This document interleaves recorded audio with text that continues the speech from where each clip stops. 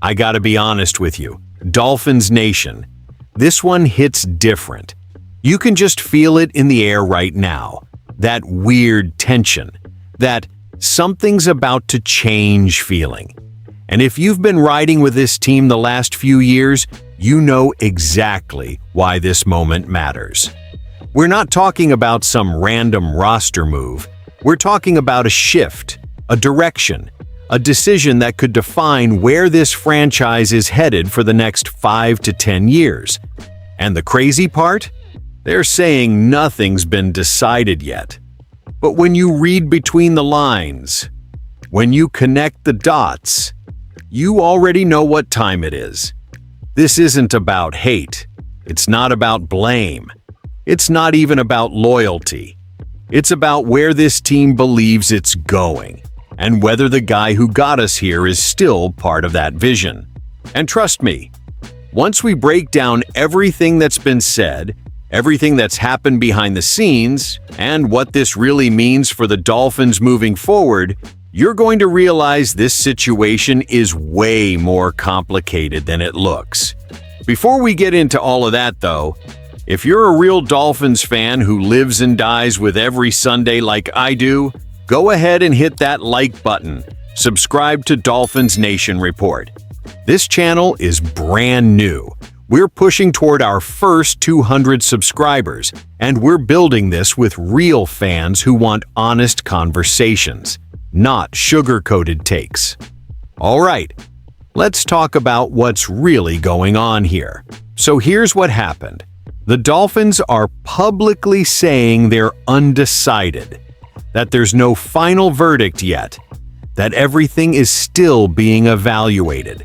But when new general manager John Eric Sullivan sat down with season ticket holders Thursday night, the tone told a different story. He praised Tua, said he's been a really good player, said fans should be proud of what he's done, and he's not wrong. Tua Tagovailoa went 44-32 as a starter in 6 seasons, a 96, 4 passer rating, 2 playoff appearances, no wins, and that stings. But still, playoff trips, a Pro Bowl in 2023, and let's not overlook this, a 68% career completion percentage. That's second all-time in NFL history, only behind Joe Burrow at 68.5%. That's elite accuracy, period. But here's the part that's been hanging over everything, the physical struggles. He's about to turn 28, and most of his career has been defined by injuries, durability concerns, and last season, the benching.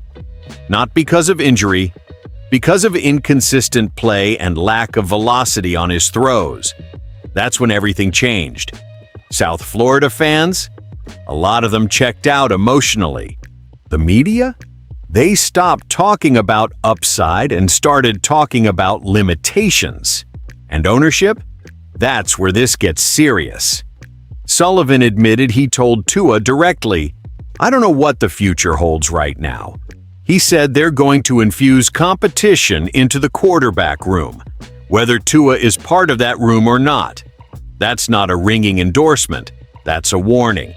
And according to a league source, owner Steve Ross lost faith before the benching even happened.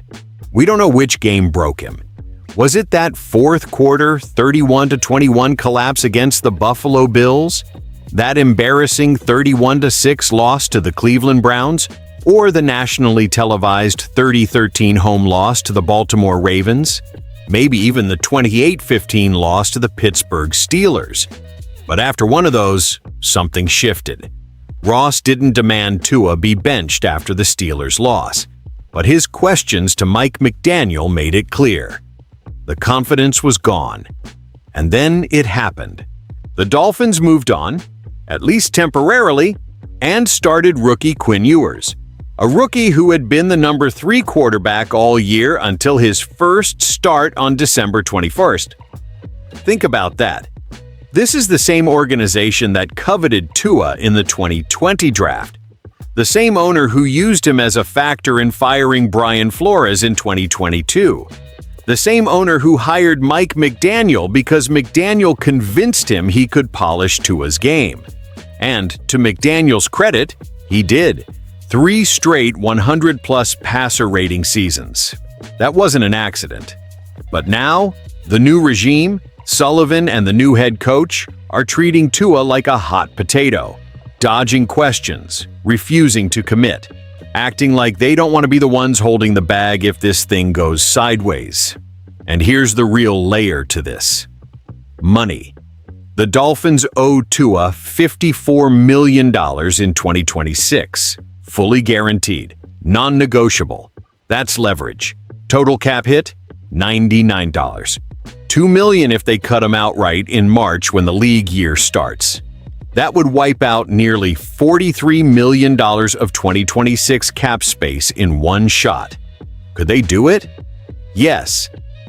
The Denver Broncos did something similar when they cut Russell Wilson in 2024, but they survived it because Sean Payton hit on Bo Nix, who took them to the AFC Championship in his second season. Do we have that kind of quarterback whisperer magic here right now? That's a real question. Option 2, designate him as a post-June 1st cut and spread the hit over 2 years. That would cost Miami $11. $1 million in 2026 cap space, much more manageable. Option 3, keep him on the roster and let him compete. No additional cap loss. But here's the catch. What free agent quarterback wants to walk into that awkward situation? Maybe someone like Green Bay's Malik Willis, but only if Miami overpays. Option 4, keep him on the roster but stash him on injured reserve for the season. Shoulder the contract for a year, remove him from the QB competition, then release him June 1st in 2027 and create $40 million in cap space. Option 5, and probably the preferred route, trade him. But that's messy. Miami would likely have to eat part of the money. Maybe even attach draft picks or players to sweeten the deal, like the Houston Texans did when they dumped Brock Osweiler's contract in 2017. And don't forget, Tua and his camp have leverage. They're not just sitting quietly waiting. That $54 million guarantee gives them power in negotiations. Adjustments to the contract would require cooperation. And here's another problem. Sullivan said he plans to explore drafting a quarterback in 2026 and every draft after that. That's the Green Bay Packers philosophy, going back to Ron Wolf. Always develop a quarterback. Always have one in the pipeline. It's smart roster building. But here's the kicker. This upcoming draft class, it's considered one of the weakest at quarterback in years. Thin depth, questionable top-end talent. So you're potentially moving on from a statistically productive, accurate quarterback in a weak quarterback draft with massive financial consequences, while ownership is clearly losing patience. And the fan base is split. That's where we are. And listen, Tua isn't the villain here. He gave everything to this franchise, played through criticism, put up numbers, helped stabilize the offense. But he's not a victim either. This is the NFL. It's business. And when ownership loses belief, the clock starts ticking. Now here's the big picture question we have to ask as fans. Are the Dolphins close enough to a Super Bowl window that moving on is worth the chaos? Because that's what this is about. Steve Ross isn't thinking about 2030. He's thinking about right now, about whether this team can realistically compete with the Chiefs, the Bills, the Ravens in January. If he believes the ceiling has been reached, that's the end of the story. But if they swing and miss in free agency, if they miss in the draft, if they don't find a clear upgrade, then you've just detonated stability for nothing. And that's the risk. This moment feels like a crossroads, not emotional, strategic, calculated. A franchise deciding whether good is good enough or whether they're willing to burn cap space, draft capital, and comfort to chase great. As a fan, I'm torn. I've defended Tua. I've celebrated his growth. I've been frustrated too. But I also know quarterback purgatory is real in this league. And once you jump into it, there's no guarantee you climb back out quickly. This decision will define this regime. If they move on and hit, they look visionary. If they move on and miss, we're set back years. That's why this isn't just another headline. This is a turning point. And I want to hear from you, honestly. If you were in that room, would you move on or give it one more shot? If you're enjoying real, unfiltered Dolphins talk like this, hit the like button, drop your thoughts in the comments.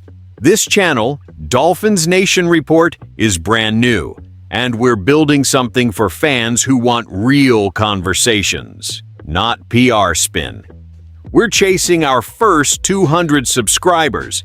If you're a Dolphins fan who appreciates honest opinions, be part of the foundation. Because whatever happens next, we're riding through it together. Fins up.